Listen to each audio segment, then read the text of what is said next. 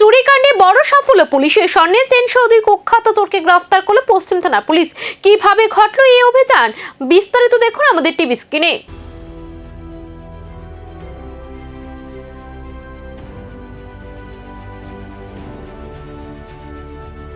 22 তারিখ শ্যামল দাসের দায়ের করা অভিযোগের ভিত্তিতে চুরিকাণ্ডে তদন্তে নামে পশ্চিম থানার পুলিশ।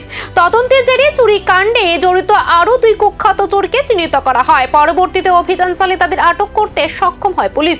ধৃতদের কাছ থেকে উদ্ধার করা হয় স্বর্ণের চেন, যা চুরির ঘটনায় গুরুত্বপূর্ণ প্রমাণ হিসেবে ধরা হচ্ছে।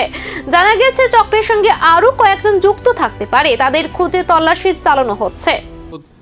23 তারিখ আমাদের এখানে একটা এফআইআর রেজিস্ট্রেশন করা হয়।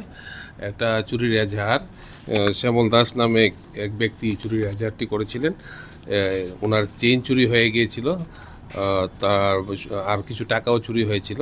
পরবর্তী সময় আমরা এই কেসে তদন্ত করে আমরা 3 জন চুরকে, মানে হ্যাবিচুয়াল প্রপার্টি অফেন্ডারকে আমরা গ্রেপ্তার করেছিলাম।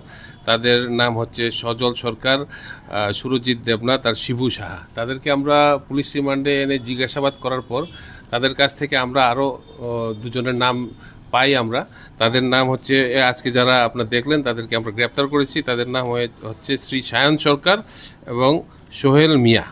সোহেল মিয়ার বাড়ি হচ্ছে জয়পুর, আর সায়ন সরকারের বাড়ি হচ্ছে রাজনগর এলাকাতে। তারাও হ্যাবিচুয়াল প্রপার্টি অফেন্ডার, তারাও এই চুরের দলের সঙ্গে যুক্ত।